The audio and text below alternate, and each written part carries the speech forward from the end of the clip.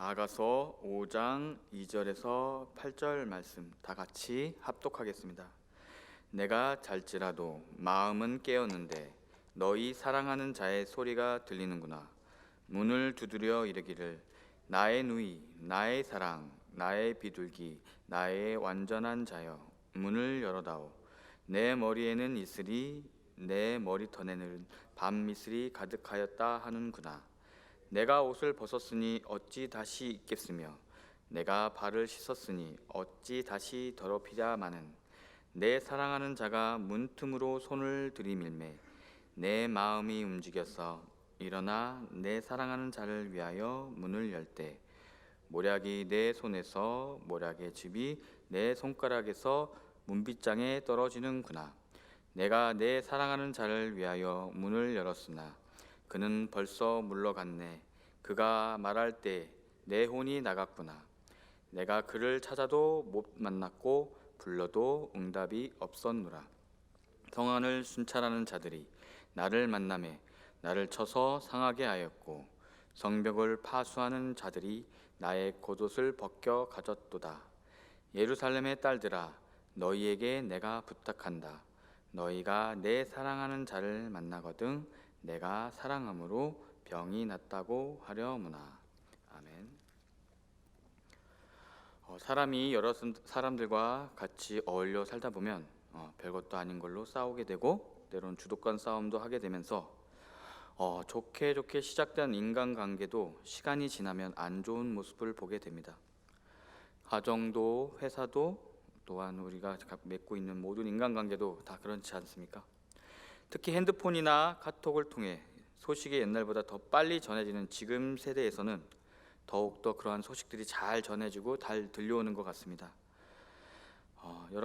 여러 명의 커플들을 보면 또 그냥 결혼한 지 얼마 안 돼서 또 헤어지는 커플들도 있을 거고, 특히 이제 결혼하고 신혼여행 때 싸우면서 헤어지는 커플들도 정말 다양한 모습의 인간사가 우리 주변에 있음을 여러 가지 소식들을 통하여서 알 수가 있습니다.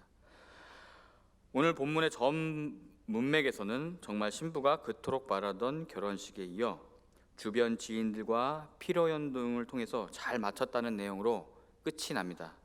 우리 뒷장을 넘기면 5장 1절을 보면 내 누이 내 신부여, 내가 내 동산에 들어와서 나의 모략과 향재료를 거두고 나의 꿀송이와 꿀을 먹고 내 포도주와 내 우유를 마셨으니 나의 친구들아 먹으라. 나의 사랑하는 사람들아 많이 마시라.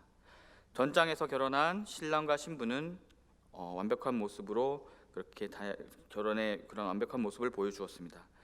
5장 1절은 고대 관습에 의하면 혼인의식이 끝나면 그 다음 날부터 혼인잔치가 시작되어서 7일간 계속되었다고 합니다.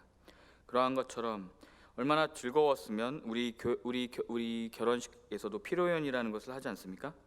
이 피로연이 어떻게 보면은 혼인잔치와 같이 포도주와 우유를 마시고 꿀송이와 꿀을 먹고 친구들과 나눠 먹고 나의 사랑하는 사람들과 더 많이 마시는 모습을 통해서 결혼식이 얼마나 기뻤고 즐거웠고 또 얼마나 성대한 잔치였는가를 우리가 5장 1절을 통해서 볼 수 있습니다. 신랑이 신부의 요청을 기쁨으로 받아들이고 이제는 자신의 즐거움을 함께 나누고자 자기 친구들을 초청했습니다. 신랑은 분명히 그 친구들인 예루살렘의 딸들에게도 말하고 있습니다. 그들은 이미 친구들이며 그리고 사랑하는 자들이라고 불리었습니다. 그만큼 이 잔치 분위기가 얼마나 화기애애했는지를 볼 수 있습니다. 근데 우리가 묵상하고 있는 5장 2절에서 8절은 좀 다양한 분위기가 확 달라지는 것을 볼 수 있습니다. 이것은 전에 묵상하셨던 아가서 3장 1절에서 5절에서 나왔던 꿈 이야기와 같은 구조를 가지고 있습니다. 그래서 신부는 이 본문과 같이 또 전에 꿨던 꿈과 같이 또 꿈을 꾸게 됩니다. 혹시 그것은 신부의 마음을 드러내는 것일까요? 아가서 3장 1절 5절까지의 꿈과 많이 대조를 이루는데요. 본문을 자세히 읽어보겠지만 첫 번째 꿈과 두 번째 꿈은 좀 달라 보입니다. 특히 첫 번째 3장부터 1장 1절 5절에 있는 첫 번째 꿈은 밝고 즐겁게 끝납니다. 여인은 밤에 침상에 누웠을 때 그녀의 마음은 온통 사랑하는 자에게로 쏠려 있었고 그래서 내가 밤에 침상에서 마음으로 사랑하는 자를 찾았노라라고 3장 1절 중반절에 그렇게 고백을 하면서 여인은 가만히 있지 않고 거리나 큰 길로 사랑하는 이를 찾으러 갑니다. 그렇게 찾으러 가는 와중에서도 헤매다가 성 안에 순찰하는 사람과 마주치지만 본문과 다르게 별탈 없이 지나갑니다. 그리고 결국 마음에 사랑하는 자를 만나 어머니 집으로 들어갑니다. 그리고 예루살렘 딸들에게 사랑하는 자를 방해하지 말고 깨우지 말라고 당부를 합니다. 그리고 이 커플은 달콤한 시간을 보내게 됩니다. 그러나 두 번째 꿈은 매우 구조가 유사하지만 내용은 매우 다릅니다. 특히 여인이 뒤늦게 후회하고 사랑하는 이를 찾으러 가기 전 상황의 이야기는 뭔지 모를 적막함과 긴장감이 묻어 있습니다. 우리 아가서 5장 2절을 같이 읽도록 하겠습니다. 2절 내가 잘지라도 마음은 깨었는데 나의 사랑하는 자의 소리가 들리는구나. 문을 두드려 이르기를 나의 누이 나의 사랑 나의 비둘기 나의 완전한 자여 문을 열어다오. 내 머리에는 이슬이 내 머리털에는 밤 이슬이 가득하였다 하는구나. 여기서 첫 본문에서도 나오다시피 내가 잘지라도라고 하면서 여인은 자기 이야기 즉 자신의 상황을 말하며 이야기를 풀어가고 있습니다. 나라는 자기 자신 즉 여인을 나타내는 표현은 2절, 5절, 6절, 8절에 나옵니다. 3장에서의 꿈 이야기와 매우 다르지 않습니다. 바로 내 자신이 어떠한 상황을 이야기하고 있습니다. 그리고 또 다른 단어가 있는데요. 우리 내 사랑하는 자, 나의 사랑하는 자라는 표현입니다. 이건 여인의 표현이고요. 2절, 4절, 5절, 6절에선 두 번 나오고 8절에서 나타납니다. 사랑하는 이의 이야기를 들어보면 애틋합니다. 문을 두드려 이르기를 하면서 나의 누이, 나의 사랑, 나의 비둘기, 나의 온전한 자라고 하면서 여러 번, 4번에 걸쳐서 여인을 어떻게 아름답게 부르고 있음을 보면 정말 신랑인 이 사람이 얼마나 애틋하게 문을 열어달라는 표현인지 우리가 알 수 있습니다. 그러면서 내 머리에는 이슬이, 내 머리털에는 밤 이슬이 가득하다라고 표현하며 문을 열어 줄 때까지 이 문에 오기까지의 과정의 어려움을 시적으로 표현했습니다. 차가운 밤이슬 뚫고 너에게로 간다. 한 번쯤 해보시지 않았나요? 그것보다 더 두드러지는 단어가 있습니다. 열다라는 단어입니다. 2절, 5절, 6절에 나오며 이야기를 이끌어가는 중심 단어입니다. 문맥을 들여다보면 여는 것에 대한 상황적 전개와 나와 사랑의 애정을 표현하는 대상인 내 사랑하는 자와 함께 초반 글귀에 나타납니다. 우리 2절에서 볼 수 있듯이 내가 등장하고요. 그리고 나의 사랑하는 자가 등장하고 또 남편의 문을 열어다오라는 어떤 단어들이 나옵니다. 하지만 우리가 나중에 읽겠지만 후반절에 가서는 이 여러 낱말들의 표현과 함께 여는 것과 내 사랑하는 자는 나타나지 않습니다. 이야기 초기 부분에 여는 것이 좌절되어서 연인의 열정의 완성인 여는 것의 목적을 이루지 못했음을 우리가 후반절을 통해서 알 수가 있습니다.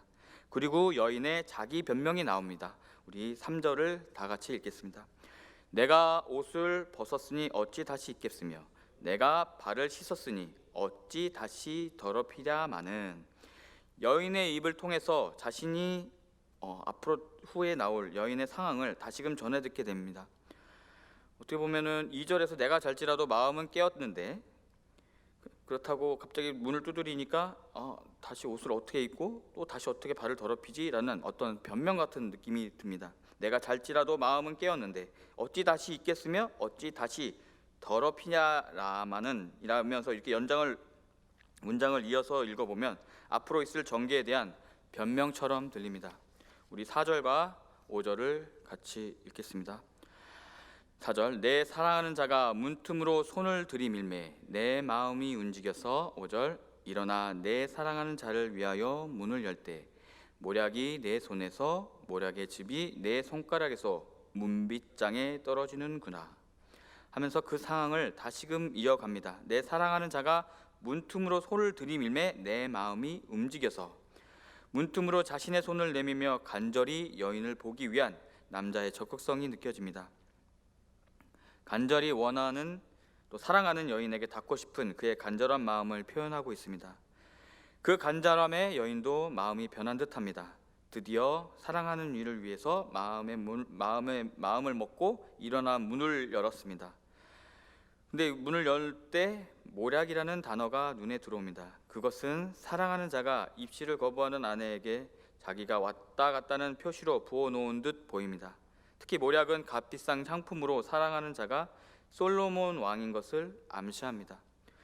신부가 여기에서 모략을 두 번이나 강조하면서 안타까워하고 있는 표현은 바로 그녀의 사랑하는 자의 향기이지 결코 자신의 향기가 아니기 때문임을 보여줍니다.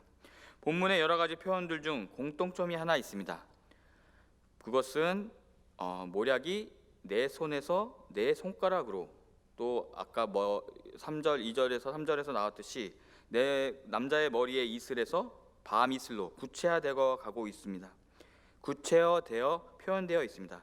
그러한 하나하나의 단어들이 이야기 전체의 분위기를 반영합니다. 즉 모호했던 감정이 분명한 감정으로 몰입되고 있습니다. 그러면서 이 적막함과 긴장감이 연인들의 감정을 하나의 점으로 움직이고 있음을 시적인 표현으로 보여주고 있습니다. 우리 6절을 다 같이 읽겠습니다. 6절입니다. 내가 내 사랑하는 자를 위하여 문을 열었으나 그는 벌써 물러갔네. 그가 말할 때 내 혼이 나갔구나. 내가 그를 찾아도 못 만났고 불러도 응답이 없었노라. 우리 첫 번째 꿈과는 되게 매우 다른 양상을 보여주고 있습니다. 첫 번째 꿈에서는 자기가 너무나 그리워한 나머지 막 돌아다니면서 사랑하는 이를 찾는 장면이 나오고, 그래서 아무리 찾아도 못 만났고 불러도 응답하지 못했던 상황이었지만 6절은 좀 전반적인 문맥상 매우 다릅니다. 분명히 사랑하는 이가 문틈으로 손을 들이밀면서 문 열어달라고 했었지만 그는 열어주지 않았고, 그 열어주려고 하는 마음의 그 후회와 뒤늦게 문을 열어주었을 때 그는 없었습니다. 그러면서 그가 말할 때 내 혼이 나갔구나, 벌써 물러갔네 라면서 여인은 후회하고 있습니다. 우리 아가서의 3정의 꿈처럼 여인은 사랑하는 이를 찾고 불러보지만 응답이 없었습니다. 하지만 이 전해져 있는 상황은 매우 다름을 알 수 있습니다. 우리 7절을 다 같이 읽겠습니다. 함께 시작. 성안을 순찰하는 자들이 나를 만나매 나를 쳐서 상하게 하였고 성벽을 파수하는 자들이 나의 겉옷을 벗겨 가져갔도다. 3장의 꿈과 같이 사랑하는 이를 찾으러 여인은 길가나 성 안을 돌아다녔습니다. 그런데 3장의 이야기와 다르게 성 안의 순찰자와 파수꾼에게 원치 않은 일을 당합니다. 무엇을 뜻하는 걸까요? 이야기는 꿈으로 해석됩니다. 꿈은 꿈꾸는 자의 무의식을 드러냅니다. 우리는 얻었을 때의 기쁨과 그것을 유지하는 부담감에서 살아간다고 할 수 있습니다. 분명히 신부는 첫 꿈에서 결혼식 하기 전에 어떠한 큰 기대감과 그 신랑에 대한 애틋한 마음이 그러한 모습을 통해서 여러 가지 찾으러 다니고 그런 적막한 가운데서도 그를 만나게 되고, 또 그와 같이 어머니의 집으로 은밀한 편안한 곳으로 그와 시간을 보냈다는 것 같이, 또 7절은 했다고 본다면 7절은 그러한 어떠한 사랑의 결혼식을 유지하고 나서 그의 마음속에 어떠한 심경의 변화가 있었던 것 같습니다. 분명히 우리가 어떠한 사랑을 해보고 또 어떠한 가정을 이루었을 때, 우리가 첫 사랑을 이루고 가정을 이루었을 때의 기쁨을 기억하실 겁니다. 그 사랑을 이루어가는 첫 설레임과 긴장감, 그리고 그 사랑을 얻었을 때의 그 환희와 기쁨을 기억하실 겁니다. 근데 두 번째 꿈은 바로 여인은 그러한 설레임과 긴장감을 잊어버리고 어떠한 불안한 마음이 있었지 않나라는 생각이 저는 개인적으로 묵상이 들었습니다. 여인은 분명히 결혼식이 끝나고 행복한 결혼 생활을 했을 겁니다. 근데 그 이후에 백설공주와 왕자님은 행복하게 살았답니다의 동화 속 마무리 멘트처럼 그러한 모습이 있지 않았나라는 생각이 듭니다. 저는 동화 속 마지막 마무리 멘트에 대한 묵상을 한 적이 있습니다. 정말 그랬을까? 그들은 그들의 사랑을 이루어진 그 감동과 환희를 계속 유지하면서 백설공주와 왕자님은 행복하게 잘 살았을까라는 것입니다. 동화를 지은 작가는 너무 순진한 것이 아닌가, 아니면 빨리 이야기를 마무리 짓기 위해 무책임한 말을 쓴 것이 아닌가라는 생각을 해봅니다. 바로 그 첫사랑, 매번 그 첫사랑을 잊지 않고 살아간다면 정말 가정 사이는 아무런 문제가 없을 것으로 보입니다. 특히 인간관계에서 우리 인간관계를 통해서 만나는 첫 만남, 그리고 처음으로 하는 사랑 고백, 그리고 그토록 기다려온 결혼식, 그리고 그 사랑의 결실인 첫 아이의 출산의 감격, 이런 것들을, 그 첫 감격, 첫 기쁨, 첫 환희를 잊지 않는다라면 정말 우리의 인간관계에 있어서 그런 처음의 마음을 가지고 계속 유지해 간다면 큰 어려움이 없었을 것입니다. 하지만 사람의 감정은 영원하지 않습니다. 살아가면서 무뎌지고 묻어집니다. 또 세상 일에 있어서 또 치이다 보면은 점점점 무감각해짐을 알 수 있습니다. 그러면서 어떠한 음성에도 반응하지 않게 됩니다. 첫 감격으로 소중했던 연인과 가족들이 너무나 당연시 돼버리고 때론 짐처럼, 때론 나를 얽어매는 어떤 무엇처럼 우리가 느껴질 때가 있을 때가 있습니다. 제가 저번에 말씀을 나눈 레위기 말씀이 갑자기 생각이 났습니다. 규례를 지키면 이런저런 축복을 주시지만 규례를 지키지 않는 이스라엘을 하나님이 묘사하시면서 그를 달래는 모습이 나옵니다. 처음에 하나님의 규례를 잘 지켜도 안 지켜도 되겠지 안심하며 몇 번 어기다가 점점 마음이 인침받아서 무뎌져서 내가 왜 이 규례를 꼭 지켜야 돼 하면서 반항심이 생기게 됩니다. 그리고 결국 불순종하며 반항하며 하나님과의 관계가 끊어지는 구절이 문득 생각이 났습니다. 그거에 비춰져서 보았을 때 우리가 인간관계에 있어서, 특히 부부관계와 또 가족과의 관계에 있어서 첫사랑을 잊고 또 살다 보면서 그 사랑이 점점 무뎌지고 당연시 되었을 때 그 관계가 점점 무뎌지고 또한 서로에게 상처가 됨으로 해서 그 불안한 마음을 통해 또 하나님 그들과의 관계가 점점 무너져가는 그러한 모습을 볼 수가 있습니다. 감정이란 것은 매우 중요합니다. 하지만 감정이란 것은 매우 중요합니다. 우리가 무언가의 공포를 느낀다는 것은 나의 생존과도 연관이 있기 때문입니다. 그렇기 때문에 감정이라는 것은 내 삶을 유지하고 지탱하고 지켜나가기 위해서 매우 유용한 것입니다. 내가 행복감을 느끼는 행동에 대해 더욱더 열심히 하게 함으로써 내 삶을 풍요롭게 하기도 합니다. 하지만 감정은 순간입니다.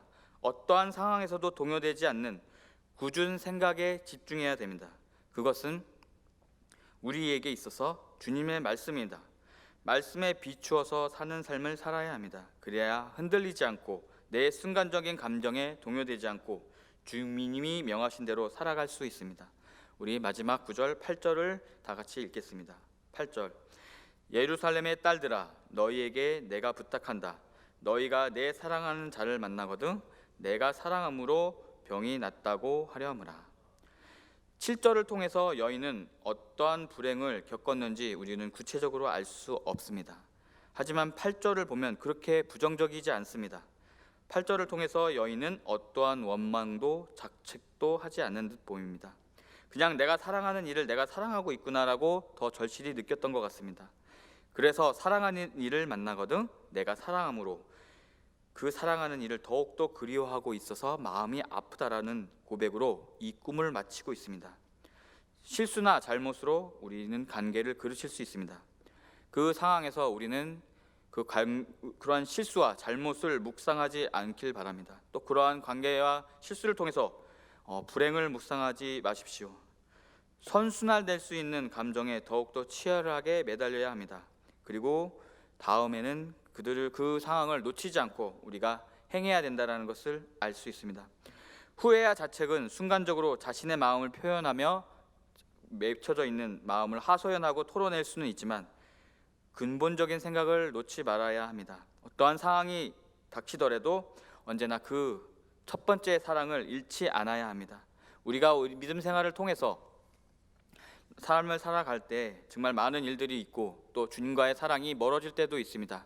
하지만 그러한 감정들, 내가 버려졌다라는 그 감정들을 묵상하시지 마시고 언제나 하나님께서 우리에게 은혜를 내려주시며 그 기쁨 안에서 우리가 살아가고 있었던 그 첫 은혜를, 첫 사랑을 기억하며 한 걸음씩 믿음을 향해 나아가는 우리들 되길 기도하겠습니다. 우리 기도합니다.